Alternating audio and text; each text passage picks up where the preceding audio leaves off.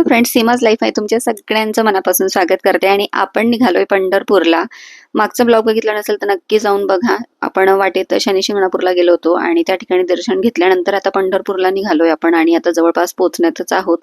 पोहोचलोय पंढरपूरला आणि आम्ही ऑनलाईन वगैरे बघितलं होतं तर भक्त निवास खूप छान होती. या ठिकाणी भक्तालय खूप सुंदर होतं, म्हणजे वाटतच नव्हतं की भक्तालय आहे असं. तर मी डिसिजन घेतला की आपण इकडेच आता आपण थांबूया म्हटलं. आणि म्हटलं मुलांनाही कळू दे की कसं असतं भक्तालय, कारण आम्ही एरवी जेव्हा इकडे फिरायला जातो म्हणजे कुठेही तर त्यावेळेस आम्ही रूम वगैरे घेऊन राहतो आणि त्या ठिकाणी भरपूर पे करावं लागतं आपल्याला. पण या ठिकाणी रिझनेबल रेट होते आणि रूम पण मी ऑनलाईन बघितले होते की खूप स्वच्छ आणि छान होते. तर म्हटलं ठीक आहे, मग आम्ही इकडे गेलो नोंदणी कक्षाकडे आणि त्या ठिकाणी मग जरा चौकशी वगैरे केली. मग ते म्हटलं की तुम्ही आधी ना डेमो रूम वगैरे बघून घ्या आणि त्यानंतर मग फायनल करा. तर या ठिकाणी 5 बेडचा पण होता, त्यानंतर 8 बेडचा रूम होता आणि 2 बेडचा वगैरे असं भरपूर होतं. या ठिकाणी चार्ट लावला होता, त्या ठिकाणी आपल्याला त्यांचे किती कोणता रूम किती रुपयाला मिळेल हे सगळं डिटेल दिलेलं होतं. तर 8 बेडचा रूम आपल्याला 2000 मध्ये मिळणार होता आणि आम्ही तोच फायनल करायचा ठरवला, कारण आम्ही 7 लोक होतो आणि त्यामुळे म्हटलं ठीक आहे. आणि ड्रायव्हरची व्यवस्था त्यांच्या इकडेच असते, त्यामुळे ते आपल्याला त्यांचं काही आपल्याला टेन्शन नसतं ड्रायव्हरचं. तर आता इकडे आलोय मागच्या बाजूला आणि इकडे आता आपण थांबणार आहोत. तर आधी रूम वगैरे बघून आलो आणि त्यानंतर हा रूम आम्ही फायनल केला. या ठिकाणी आतमध्ये बघू शकताय तुम्ही, हे एंट्री गेट आहे आपलं आणि डी विंग मध्ये आम्हाला रूम मिळालेला होता. त्यानंतर ही 8 बेड आहेत आणि छान आहे, सुटसुटीत आहेत. त्यानंतर एका बाजूला इकडे टॉयलेट बाथरूम पण होते, 2 टॉयलेट 2 बाथरूम असं होतं आणि छान होता, क्लीन होता रूम आणि छान वाटला आम्हाला. तर म्हटलं अरे वा, इकडे जसं आपण व्हिडिओत बघितलं होतं तसंच आहे सेम. तर मग आम्ही फायनल करायचं ठरवलं आणि मग हा रूम आम्ही फायनल केला. तर कसं असतं ना, की मुलांनाही कळायला पाहिजे, प्रत्येक वेळेला आपण बाहेर जातो आणि महागड्या हॉटेल्समध्ये वगैरे राहतो. पण त्यापेक्षा आपण या अशा ठिकाणी जर का राहिलो, कारण आपल्याला काय फक्त सामान ठेवायचं असतो आणि आपण तर दिवसभर बाहेरच असतो. त्यामुळे मग एक रात्र काढायची होती आम्हाला इकडे आणि त्यामुळे मग आम्ही हाच रूम घेणं पसंत केलं. आणि जिथे आपण थांबतो ना त्या ठिकाणी खूप जास्त पैसे घालण्यापेक्षा हे परवडतं. तर चांगली होती, स्वच्छ पण होती, म्हणजे एकदमच मुलांना आवडणार नाही असं वगैरे नव्हतं, तर मुलांनाही आवडली. या ठिकाणी आपण मोठा मिरर होता आणि छान होतं, इकडे बेसिन वगैरे सगळं होतं. तर चला आता पोहोचलेलो आहात फायनली आणि आता मग जेवणाचं वगैरे बघणार आहोत, कारण आता 7:30 ते 8 वाजले होते आणि इकडे त्यांचं रेस्टॉरंट पण होतं, तर तिकडे पण म्हटलं जाऊन बघूया आपण की कसं आहे काय. आणि इकडे हे सगळ्यांनी आता बेड वगैरे सांभाळून घेतलेले होते मुलांनी, की मी ह्या बेडवर झोपणार आहे असं, आणि चाललं होतं मुलांचं इकडे. तर आता म्हटलं जाऊया फ्रेश वगैरे झाल्यानंतर रेस्टॉरंटला. पण आम्ही तिकडे गेलो तर तिकडे 200 रुपयाला थाळी होती आणि मेनू पण काही आम्हाला आवडले नाही. आणि इतर बघितलं आम्ही अजून, तर ते पण काही एवढं खास नव्हतं, तर आम्हाला खूप महाग वाटलं ते. मेनू खूप म्हणजे कमी होते आणि रेट खूप जास्त वाटले. तर मग आम्ही बाहेर जाऊन जेवण करून आलो. तर म्हटलं चला आता पुन्हा रूमवर जाऊया आणि आता खूप झोप येत होती कारण थकलो होतो आम्ही. आणि म्हटलं चला आता उद्या पटकन उठून दर्शन वगैरे घेऊया आणि सकाळी मग तुम्हाला दाखवते सगळं. तर आता इकडे सगळेजण बेड सांभाळून घेतले आणि सगळे आता पेंगायला लागले होते. तर चला आता आपण भेटूया सकाळी. आणि परत तरी पण इकडे चिनूला खेळायचंच होतं राजशी आणि तो म्हणत होता की आपण थोडा वेळ खेळू, पण राज म्हटलं की मला झोप येते आणि आपण आता उद्याच खेळूया. तर दुसऱ्या दिवशी मग सकाळी उठलो आणि सगळ्यांची आवरावर चाललेली होती. तर आता आपल्याला दर्शनाला जायचं होतं, तर इकडे आता सगळ्यांनी आंघोळ्या वगैरे करणं आमचं चाललेलं होतं. इकडे बाबांचंही आवरण चाललेलं होतं. तर म्हटलं चला पटकन गेलो, म्हणजे कसं दर्शनात जर का खूप वेळ असेल किंवा मग तिकडे जाऊन कसं आहे ना की खूप चालायला नाही होत बाबांना, म्हणून मग आम्हाला व्हीलचेअर वगैरे हे सगळं त्या ठिकाणी तपास करायचा होता की कुठे मिळते की काय असं. पण मग आता बघूया म्हटलं, तिकडे गेल्यावरच कळेल. तर दर्शनाचं पण बुकिंग वगैरे करून पण आपण दर्शन घेऊ शकतो, व्ही-आय-पी याच्यात पण आपण घेऊ शकतो. पण आम्ही डायरेक्टच गेलो होतो, त्यामुळे आम्ही रांगेत उभं राहूनच घेणार होतो, कारण आता जास्त काही सीझन नाहीये म्हटलं आणि अजून सुट्ट्याही लागायच्या बाकी आहे. त्यामुळे मग आपल्याला आरामात दर्शन मिळेल हे आम्हाला माहिती होतं. तर इकडे आता चाललेलं आहे आमचं आणि आम्ही आता सगळेजण रेडी झालो की मग निघणार आहोत. तर म्हटलं चला एकेकाने पटापट आता आवरून घेऊया.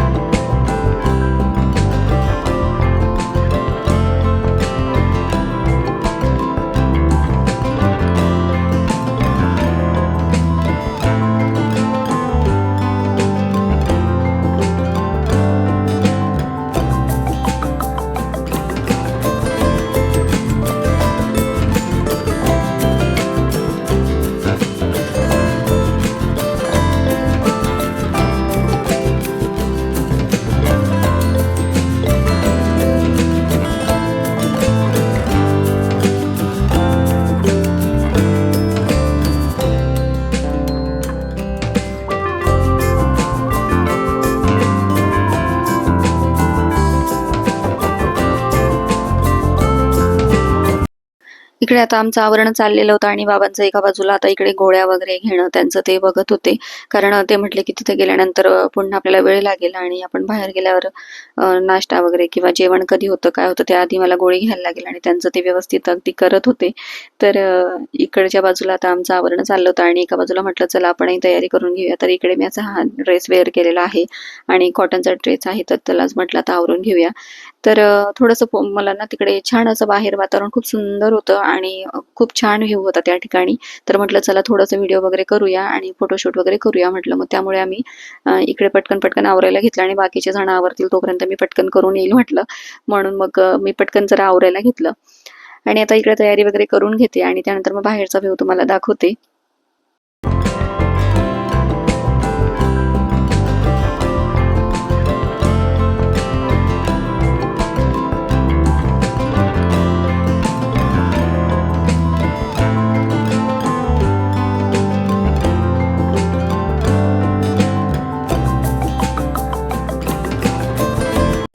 तर इकडे आता सगळं आवरून झालेलं आहे आणि निघायच्या आधी म्हटलं चला थोडंसं तुम्हाला बाहेरचा व्ह्यू दाखवते आणि थोडंसं फोटो सेशन वगैरे करते म्हटलं. तर बाकीचे जण आवरताय तोपर्यंत म्हटलं चला. आणि इकडे आता ना बाहेर बघू शकताय किती सुंदर असं वातावरण आहे. आता वाजले सकाळचे 7:15 आणि इकडे खूप सुंदर असा एरिया होता. खाली खूप छान छान अशी झाडं होती फुलांची आणि खूप भारी वाटत होतं आणि फोटोशूट करायला, व्हिडिओ करायला खूप सुंदर असा इकडे व्ह्यू होता. तर या बाजूला सगळ्या त्यांच्या विंग आहेत आणि आत्ता एवढी गर्दी नाहीये कारण अजून सुट्ट्या वगैरे लागल्यानंतर हे पूर्ण पॅक असतं. इकडे मिळत नाही रूम. पण म्हटलं चला आपण सुट्ट्या वगैरे लागण्याच्या आधीच इकडे आलेलो आहोत तर आता आपल्याला मिळालेलं आहे. तर मला तर खूपच आवडला इकडचा एरिया. आणि इकडे विंग वगैरे सेपरेट असे आहेत आणि त्या ठिकाणी लिहिलं आहे म्हणजे आपल्याला गोंधळ उडत नाही. आपली विंग बरोबर आपल्याला मिळते. तर म्हटलं चला इकडे खूप छान असा सुंदर व्ह्यू होता. तर म्हटलं थोडंसं व्हिडिओ शूट वगैरे करूया म्हटलं. तर आणि आता काय होतं ना की माझं मीच शूट करत असते आणि कॅमेरा ऑन ऑफ मलाच करायला लागतो. त्यामुळे मी इकडे सगळा माझा कॅमेऱ्याचा सेटअप लावला आणि मग गेले शूट करायला. तर इकडे वेगवेगळे ग्रुप पण येणार होते आणि त्यांचंच काहीतरी मॅनेज करण्यासाठी एक व्यक्ती असं फोनवर बोलत होते. तर हा पट्ट्या एवढ्या मोठा कॅमेरा लावलेला, एवढं सगळं सेटअप त्याला दिसलंच नाही आणि सगळा माझा व्हिडिओचा खराबा केला. मला पुन्हा शूट करायला लागणार होतं. तर चला चालतंच म्हटलं ठीक आहे, ओके आपण करूया परत आणि मग त्यानंतर मी तिकडे थोडंसं शूट वगैरे केलं आणि इकडे आलो. तर इकडे तुम्ही बघू शकताय, इकडे ना छोट्या-छोट्या अशा सुपाऱ्या पडलेल्या होत्या आणि वरती पण लागलेल्या होत्या. तर तुम्हाला दाखवते. मला कळतच नव्हतं की हे कसलं नेमकं झाड आहे. मग त्यानंतर ताई आली आणि ताई म्हटली की हे सुपारीचं झाड आहे आणि मी तर पहिल्यांदाच बघितलं. तर तुम्ही मला नक्की कमेंट्समध्ये सांगा की तुम्ही बघितलंय का आधी आणि हे बरोबर सुपारीचं झाड आहे का? पण ताई बोलली की आहे म्हणे. तर इकडे आता तुम्हाला दाखवते छोट्या-छोट्या अशा सुपाऱ्या पण लागलेल्या आणि त्यानंतर मग ताईने मला मदत केली शूट वगैरे करण्यासाठी आणि आम्ही मग त्या ठिकाणाहून आता निघालो. तर म्हटलं चला आता दर्शनाला वेळ होईल आणि सगळेजण आवरून वगैरे आले. आम्ही सगळ्यांनी सोबत फोटो वगैरे काढले आणि त्यानंतर मग आता निघालोय पार्किंगकडे कारण गाडी तिकडेच आहे आमची. मग म्हटलं चला मग बाबा बोलले की आपण दर्शनाच्या आधी थोडासा नाश्ता वगैरे करून घेऊया म्हणजे तिकडे जर का खूप गर्दी असेल तर आपल्याला जास्त वेळ तिकडे थांबायला लागलं तर मग प्रॉब्लेम नको. मग त्यासाठी नाश्ता वगैरे केला आणि निघालो. तर आता इकडे ना काय झालंय की चंद्रभागेमध्ये आम्हाला जायचं होतं म्हणजे हातपाय तरी धुवून येऊया कारण पहिल्यांदाच आम्ही इकडे आलो होतो. त्यामुळे म्हटलं चला ॲक्च्युली मी दुसऱ्यांदा येते. पण खूप वर्ष झाले म्हणजे 15-16 वर्षानंतर मी येते इकडे आणि त्यावेळेस काही आम्ही असं म्हणजे चंद्रभागेत वगैरे गेलो नव्हतो. तर म्हटलं चला बघूया ते पण.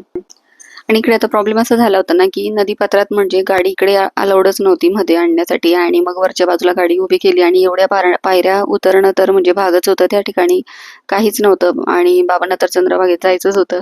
तर इकडे पुंडलिकांचं मंदिर आहे आणि हा एवढा परिसर चालत जायला बाबांना पाऊण तास लागला असता जवळ कारण ते खूपच हळू चालतात. आणि मग म्हटलं आता काहीतरी जुगाड करायला लागेल. त्या ठिकाणी खाली बसलेले होते लोकं म्हणजे तुळशी माळ वगैरे विकण्यासाठी काही-काही वस्तू आणि मूर्ती पण होते विठ्ठलाच्या वगैरे त्या ठिकाणी फोटो वगैरे काढण्यासाठी. तर मग आम्ही त्यांना विचारलं तुळशी माळ वगैरे जे विकत होते की तुमची टू व्हीलर देणार का बाबांना तिथपर्यंत सोडायला? तर ते हो म्हटले आणि म्हटलं की ठीक आहे घेऊन जा बाबांना दर्शन वगैरे करून आणा आणि पुन्हा टू व्हीलर इकडे लावा. तर त्यांना आम्ही म्हटलं की काहीतरी पे करू तुम्हाला, पण ते अजिबात नाही म्हटले. ते म्हटले माऊली परीक्षा घेत असते आणि असं होत असतं तर काही हरकत नाही.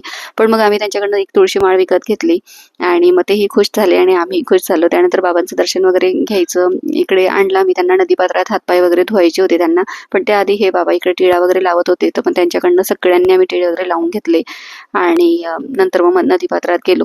पण इकडे आता ना नदीपात्रामध्ये खूप अशी घाण वगैरे दिसली मला तर थोडंसं ते वाईट वाटलं. अंघोळ्या वगैरे करण्यासारखं नाहीच पाणी आता फक्त हातपाय वगैरे आपण धुवू शकतो. पण बाबांची इच्छा होती म्हणून आम्ही इकडे आणलं त्यांना. आणि त्यानंतर बाबांनाही टिळा वगैरे लावला आणि मग नदीपात्रात आम्ही गेलो तिकडे चंद्रभागेत. तर खूप वर्षांनी इकडे आलो होतो. पूर्वी एवढं काही नव्हतं. पण आम्ही त्यावेळेस जेव्हा आलो होतो ना, तर इकडे चंद्रभागेकडे येण्याचा काही योग आला नव्हता. तर आता म्हटलं चला मस्त इकडे आपण हातपाय वगैरे धुऊया आणि पुंडलिकांच्या मंदिरात दर्शन वगैरे करूया म्हटलं आणि मग निघूया पुढे. पण इकडनं ना असं म्हणजे झालं असं नाही की इकडे आता नदीपात्रात वगैरे सगळ्यांनी आम्ही हातपाय वगैरे धुतले. त्यानंतर पुंडलिकांच्या मंदिरात दर्शन घेतलं आणि हो, आजीची गंमत सांगते तुम्हाला. आजी माझ्या हातात ट्रायपॉड बघून सारख्या समोर येत होत्या आणि शेवटी मग त्यांना घेतलं व्हिडिओमध्ये. त्यांना विचारलं की "आजी तुम्ही कुठून आलेत? काय तसं?" तर आजी खुश झाल्या. आणि त्यानंतर मी इकडे आता बाबांना पाण्यात वगैरे त्यांचं श्रावणबाळ नेतोय आणि त्यांचं सगळं हातपाय वगैरे धुवून झालं की मग मंदिरात नेणार आहे. तिकडे दर्शन घेतल्यानंतर मग विठ्ठल रुक्मिणी मंदिरात ते जाणार आहे. तिकडे छान अशी सोय आहे. वयोवृद्ध लोकांसाठी व्हीलचेअर वगैरे आहे आणि विनामूल्य आहे. त्यांच्यासोबत एक व्यक्ती आपल्याला ते जाऊ देतात. तर आम्ही दर्शन रांगेतनंच जाणार होतो दर्शन घ्यायला.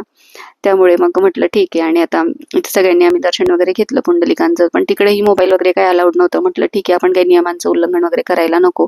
तर आतमध्ये काही मोबाईल मी नेला नव्हता. पण मूर्ती छान होती. पांडुरंगाची मूर्ती आहे आणि आपलं पुंडलिकांची पण आहे. त्या ठिकाणी दर्शन घेतलं आणि नंतर मग आम्ही तिकडे निघालो विठ्ठल रुक्मिणी मंदिराकडे.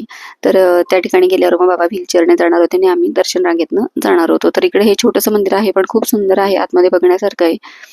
त्यानंतर इकडे आलो आता आणि प्रॉब्लेम असा होतो ना, की आम्ही दर्शन रांगेतनं जाणार होतो. त्यामुळे मग सगळं तिकडे जमा करून घेतलं कारण आतमध्ये सुद्धा मोबाईल अलाउडच नसतो विठ्ठल रुक्मिणीच्या मंदिरात. नंतर मग दर्शन रांगेत आम्हाला 1 तासाने पांडुरंगाचं दर्शन झालं आणि या ठिकाणी तुम्ही पण दर्शन घ्या फोटो स्वरूपात पांडुरंगाचं. आणि आजचा हा पंढरपूरचा ब्लॉग तुम्हाला कसा वाटला नक्की मला कमेंट्समध्ये सांगा आणि व्हिडिओ जर का थोडा पण आवडला असेल तर लाईक शेअर सबस्क्राईब करायला विसरू नका. भेटूया पुढच्या व्हिडिओ. तोपर्यंत बाय.